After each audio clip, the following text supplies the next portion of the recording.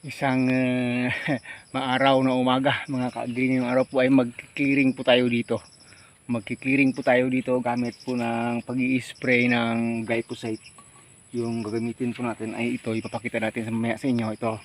At kung paano ba natin ito ginagawa dito, kasi medyo malapad ito, siguro abutin tayo ng mga 6 na sprayer dito hanggang 7. Iwan ko lang kung kaya ko magawa ngayong umaga. Medyo malapad po kasi.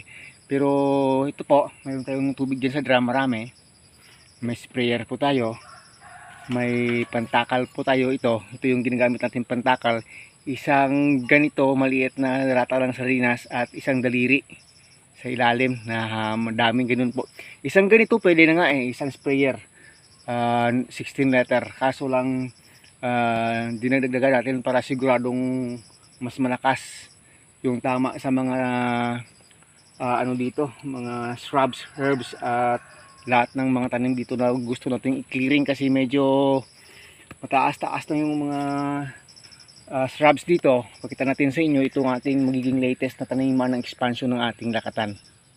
Ito po yung gamit natin. Hindi po tayo endorser nito. Sana naman yung ating pag-i-sprayan po ay mula dyan hanggang doon sa dulo, dyan sa ilalim, hanggang doon sa ilalim lahat-lahat dito. So sana matapos natin ngayong umaga kasi pag hindi, nako, pasakit na ng pasakit yung tama ng sinag ng araw. So yung gagawin natin ay yan po, bawat isang 16 liter ng tubig, yung takal natin kanina ito, isang ganito. At isang daliri mula sa ilalim dito. Ganun po kadami. At na-experience na natin yan for so long, kaya masyado po siyang effective po. Effective na rin pag isang ganito lang. Kaso minsan pag hindi napuruhan may mabubuhay pa. But then sa ganito kakapal po, talagang hindi matatamaan lahat yan sa ilalim. So pagkatapos po na mag-spray tayo nito ay ano pa tayo, magpa-follow up pa tayo nito. Sigurado po yan mga ka-agree. So sige po, sige po, sige po. So yung pinakatamang ginagawa po ay lalagyan po muna ng tubig itong ating sprayer kahit na hindi pa abot ng kalahati.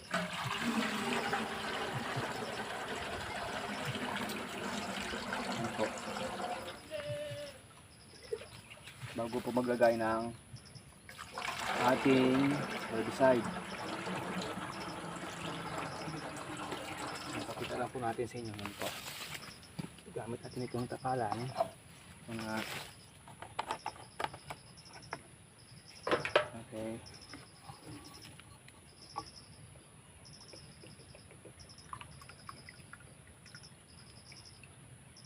Oops.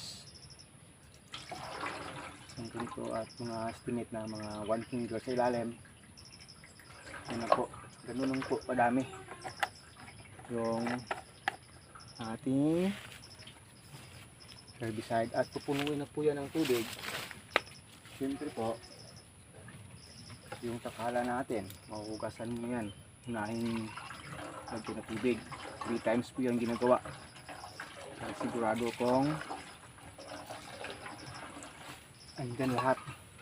And then yan na po, pupunuin na po ito, pero hanggang dito lang, hindi po maximum na parang hindi makakagalaw yung tubig sa loob, mga ka-agree.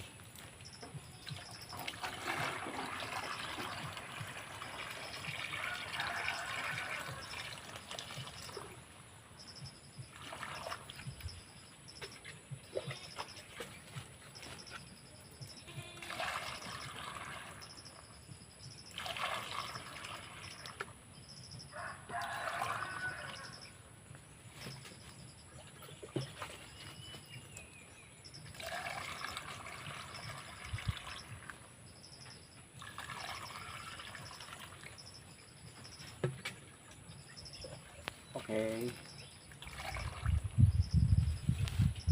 So yun mga ka-agree. Tama hanggang dito yung tubig.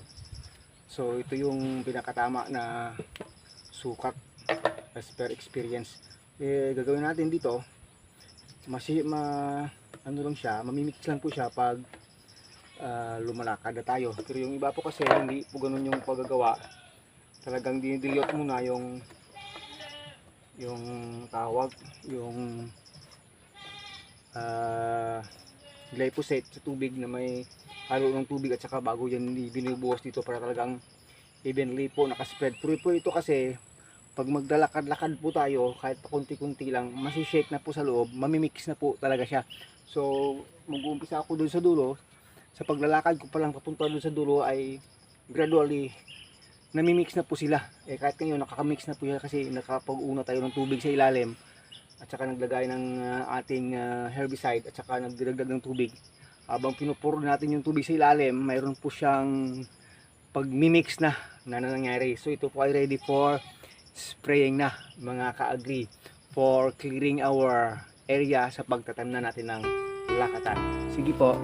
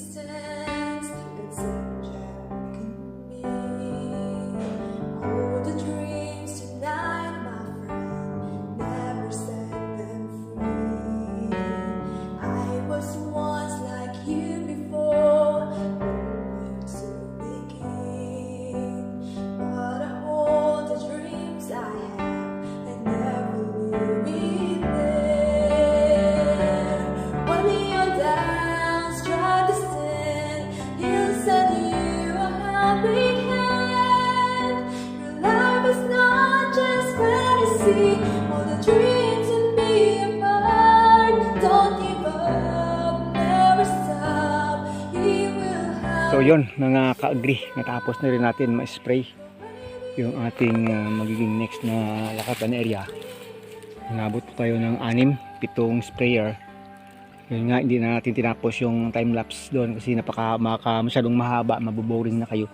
Pero yung mangyari nito mga ka-agri ay after 2 days, 3 days, 4 days ay yan, yung mga na-spray natin ay mag-uumpisa na yan na mamamatay, magdadry, pero may mga matitira talaga yan na hindi matamaan ng pag-spray natin. So doon na po yun papasok yung ating follow-up na pag-spray para po talagang hindi na maging sigabal yung mga tutubo pa. So ito po, nag-fencing tayo dito previously, at para po hindi na papasok ng ating mga kambing talaga yung ating bagong taniman na yan na na-sprayan, kasi po hindi po maging maganda sa mga kambing na makakain na rin ng mga damo dyan sa loob pagkatapos po yan ma-spray ng herbicide. Hindi po maging maganda yan sa kalusugan ng ating mga kambing. So yun po. At itong fencing natin, idodouble pa natin ito ng kukunin pa natin yung ibang mga wire doon ng mga luma, idodouble fence natin ito. Kasi pag ito inakyat ng mga malalaking kambing ay masisira din at napasok nila. Yun, hindi pa masyadong carefully fixed po ito. Temporary fixed pa lang siya. So hindi natapos itong plastic net natin hanggang doon sa dulo. Na lang tayo kagad. Dugtong na lang tayo ng luma nating tawag, hagwire doon, pero hindi na rin sila makakapasok. Medyo okay na lang yan.